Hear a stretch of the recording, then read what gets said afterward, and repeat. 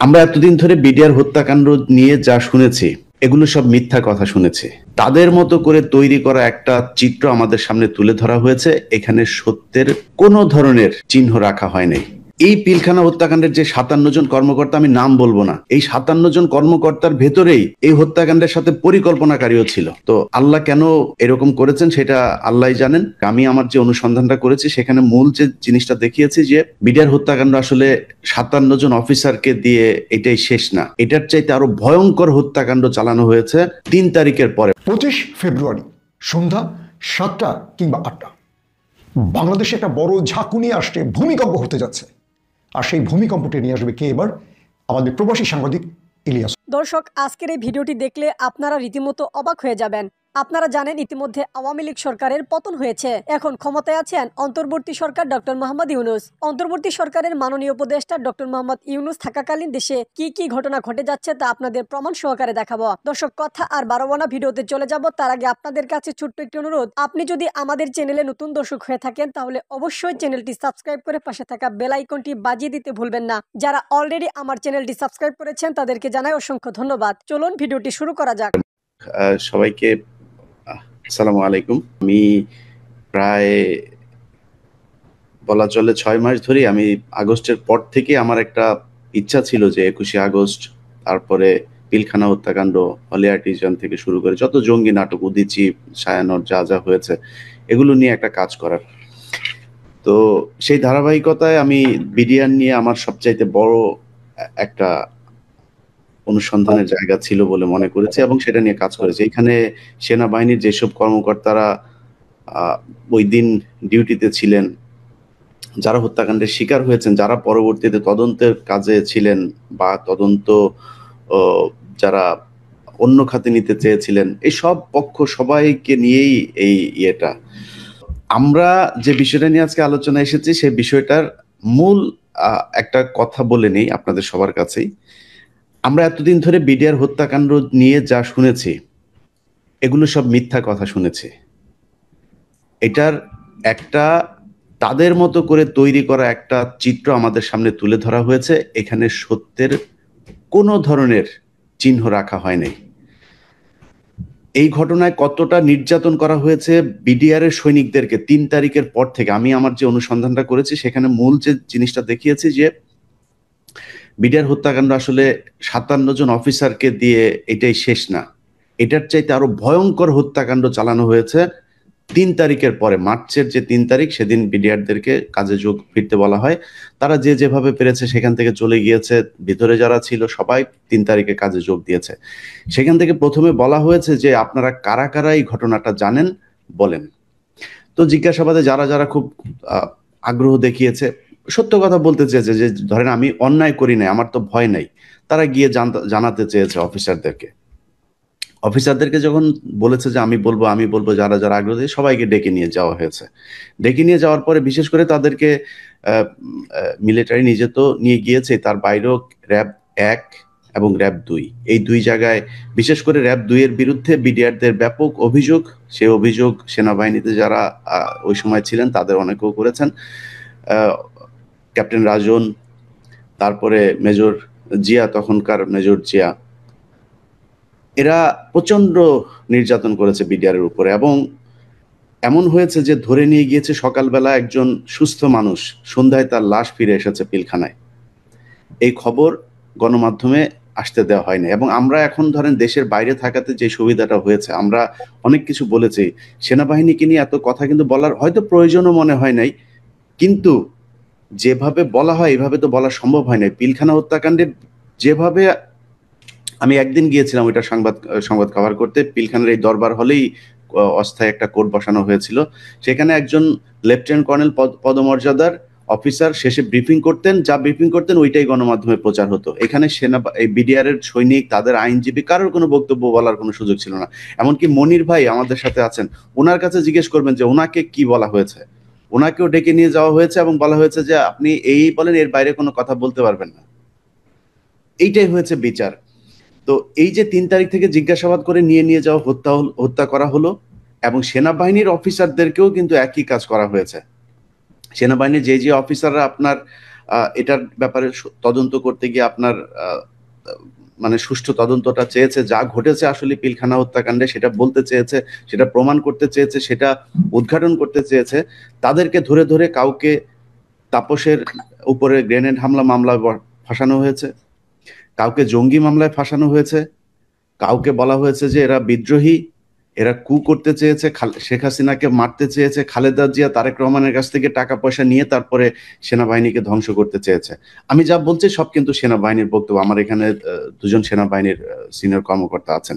তো এই যে ঘটনাগুলো ঘটানো হয়েছে ৩ তারিখের পর থেকে আমি মনে করি পিলখানা ট্র্যাজেডির শুরু। কারণ আগেরটা আমি কেন কাউন্ট করব না, কারণ হচ্ছে এই পিলখানা হত্যাকাণ্ডের যে ৫৭ জন কর্মকর্তা, আমি নাম বলবো না, এই ৫৭ জন কর্মকর্তার ভেতরেই এই হত্যাকাণ্ডের সাথে পরিকল্পনাকারীও ছিল। কে ছিল, মারা গিয়েছে, আমি এখন বলতে চাই না, এটা সেনাবাহিনীর ২ জন আছে, ওনারা বলুক, আমি বলবো না। তারাও ছিল। তো আল্লাহ কেন এরকম করেছেন সেটা আল্লাহই জানেন। নিরীহ মানুষ মারা গিয়েছে, এখানে গুলজারের মতো অফিসার ছিল, তারা আমাদের দেশের হার্ট ছিল। এই দেশে এই যে শায়েখ আব্দুর রহমান, তারপরে বাংলা ভাইটা, এগুলোকে যারা জঙ্গি নির্মূলে আসলেই বিএনপির সময় যারা কাজ করেছিল তাদের মধ্যে একজন তারা। রৌমারী, পাদুয়া সীমান্তে যারা কাজ করেছে তারা সবাই ছিল এখানে। এবং আপনি যদি দেখেন এই জায়গায় যেই লোকগুলোকে ফাঁসানো হয়েছে সবার উজ্জ্বল অতীত এই বিডিআরে। একজন ডিএডি আছে যে কিনা ওই বছরেই জানুয়ারি মাসে সে আপনার বিডিআর এর পদক পেয়েছে। তো বিডিআর এর ভেতরেও যারা খুব ভালো মানুষ ছিল, বিডিআর এর যে ইন্টেলিজেন্স ছিল সেইখান সিকিউরিটি সেল ইউনিট, সেখান থেকেও অফিসার ইয়েদেরকে আপনার ডিএডিদেরকে নিয়ে আসা হয়েছে, যাক সুবেদারকে নিয়ে আসা হয়েছে। তো এই যে কাজগুলো করা হয়েছে, আমি মনে করি যে পিলখানা হত্যাকাণ্ডটা সেনাবাহিনী, আওয়ামী লীগ এবং ইন্ডিয়া এই ৩ পক্ষের সম্মিলিত একটা কার্যক্রম, যেটার বাস্তবায়ন করেছে পিলখানার ভেতরে। এইখানে ঘটনার পরিস্থিতির শিকার হয়ে কিছু বিডিআর এর সৈনিক জড়িয়ে গিয়েছিল, যারা ঘটনার আসল যেই কনসিকুয়েন্স সেটা না বুঝে এখানে ঝাঁপ দিয়েছিল। কিছু ছিল ওই দিন তারা জড়িয়েছিল, জোর করে তাদেরকে অস্ত্র হাতে তুলে নেওয়া হয়েছে। কাউকে বলা হয়েছে যে আর্মি আসছে, তাড়াতাড়ি আমাদের সবাইকে মেরে ফেলবে। কাউকে বোঝানো হয়েছে যে এই যে সেনাবাহিনীর এই শেখ হাসিনার কাছে গিয়েছে আমাদের 14 সদস্যের দল, তারা আসলেই বিডিআর আলাদা বাহিনী হয়ে যাবে, আমাদের আর কোনো সমস্যা নাই, আমরা সেনাবাহিনী থেকে আলাদা হয়ে যাব। এটা বুঝিয়ে অনেককে উত্তেজিত করা হয়েছে।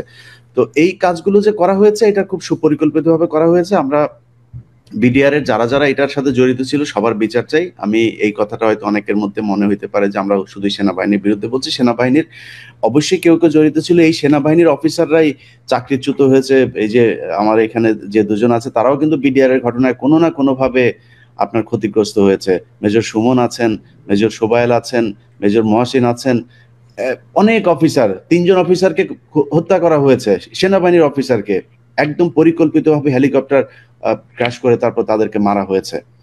তো এই যে কাজগুলো করা হয়েছে, সেনাবাহিনীর সবাইকে আমরা ঢালাওভাবে খারাপ বলবো সেটা বলা কোনোভাবেই সম্ভব না। আমরা সেনাবাহিনীর যারা ছিল তাদের বিচার চাই, বিডিআর এর যারা ছিল তাদের বিচার চাই। আমরা সুষ্ঠু একটা তদন্ত চাই, যে তদন্তটা হাসিনা পরবর্তী সরকারকে করতে হবে। হাসিনার আগে যে বিচার হয়েছে সেই বিচারটা ঠিক মতো হয় নাই।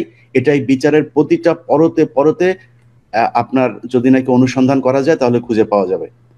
আমি যে অনুসন্ধানটা করেছি সেটা ইনশাল্লাহ ২৫ তারিখে রাতে বাংলাদেশের মানুষ দেখবে। দেখার পরে বাংলাদেশের মানুষকে বোঝানোর দরকার নাই যে এই ঘটনাটা আসলে কারা ঘটিয়েছে। আমি মনে করি যে তারপরে একটা ব্যাপক আবেদন উঠবে যে আমরা এই বিচার আবার চাই, পেছনে যে বিচার হয়েছে সেই বিচার আমরা মানি না। আপনারা যদি মনে করেন যে বিডিআররা ১৬ বছর জেলখানায় ছিল, তারা সুশৃঙ্খল একটা বাহিনীর সদস্য, তারা বের হয়ে তারপরে কোনো বড় ধরনের নাশকতা করতে পারে, আপনারা তাদেরকে আটক করে রাখেন। যাদেরকে মনে হয়, যারা নিরাপত্তার জন্য হুমকি মনে হয় তাদেরকে আটক করে রাখেন। কিন্তু এইটা মনে করার কোনো কারণ নাই যে শেখ হাসিনা যাকে ফাঁসি দিয়েছে সে হচ্ছে বিরাট বড় আসামি।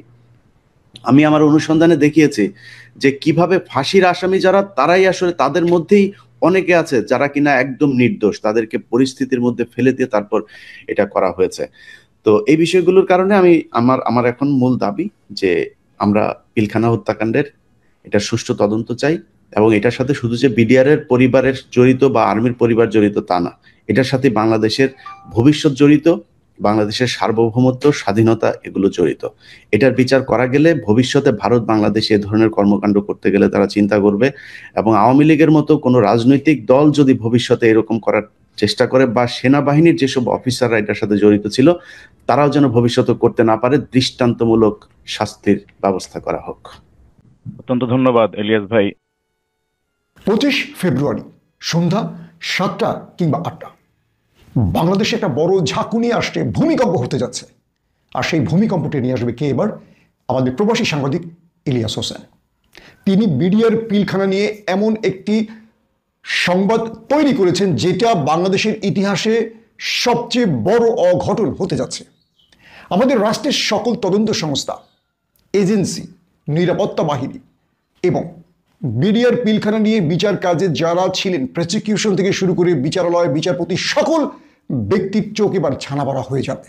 কারণ ইলিয়াস এমন কিছু বিষয় উত্থাপন করবে তথ্য প্রমাণের ভিত্তিতে যেটা আপনি 1 মিনিট আগেও কল্পনা করেননি। পিলখানায় সেনা অফিসারদেরকে কারা মেরেছে, কিভাবে মেরেছে, কাদের মদদে মেরেছে, একদম চাক্ষুষ প্রমাণগুলো হাজির করা হবে। আমরা জানি আমাদের বিডিআর জওয়ানরা আমাদের অফিসারদের মেরেছে, আসলে না।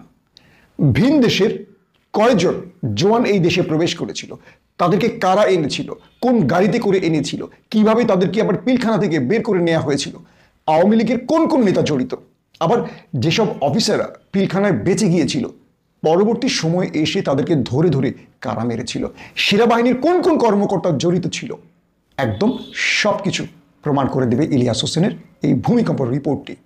আবারও বলছি, আপনি শক্ত হয়ে বসেন, কিছু সময় ওয়েট করেন। বিডিআর পিলখানা নিয়ে বাংলাদেশের 18 থেকে 20 কোটি মানুষ যা জানে না, এবার ইলিয়াস হোসেন তাই জানাবে। এটি হবে আমাদের প্রিয় সাংবাদিক ইলিয়াস হোসেনের জীবনের সেরা একটি রিপোর্ট, বলতে পারি অনুসন্ধান রিপোর্ট। বাংলাদেশে যত সাংবাদিক রয়েছেন যারা ইলিয়াসকে ইউটিউবার বলতেন, সাংবাদিক মানতে রাজি ছিলেন না, এবার তাদেরকে সাংবাদিকতা শেখাবেন ইলিয়াস। বাংলাদেশের যতগুলো এজেন্সি আছে যারা এই হত্যাকাণ্ডকে ধামাচাপা দেওয়ার জন্য, প্রমাণ ঢাকার জন্য সর্বোপরি চেষ্টা করেছিলেন, এবার তাদের মুখোশ উন্মোচন করে দেবেন ইলিয়াস হোসেন। একটি অপরাধী বাঁচতে দেয়া হবে না। অনেক রথী মহারথী আটকে যাচ্ছে, কারণ এই রিপোর্টে তাদের সকল প্রমাণ হাজির করা হবে। বাংলাদেশে শত শত গণমাধ্যম যে কাজটি করতে পারেনি, এক ইলিয়াস হোসেন সুদূর মার্কিন যুক্তরাষ্ট্রে বসে তিনি সকল তথ্য হাজির করে ফেলেছেন। আপনাকে বেশি সময় নিতে হবে না। বাংলাদেশ সময় 25 তারিখ মানে আজ 7টা থেকে 8টার মধ্যে ইলিয়াস হোসেনের ইউটিউব চ্যানেল থেকে এই ভিডিওটি প্রচার হবে।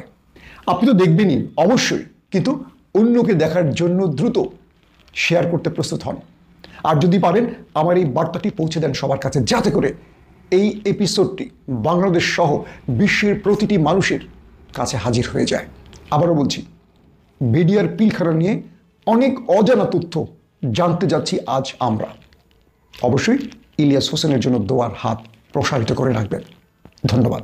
দর্শক, সম্পূর্ণ ভিডিওটি দেখলেন, আশা করি বিষয়টি বুঝতে পেরেছেন। এই নিয়ে আপনার গুরুত্বপূর্ণ মন্তব্যটি অবশ্যই কমেন্ট বক্সে জানিয়ে দিবেন। ধন্যবাদ।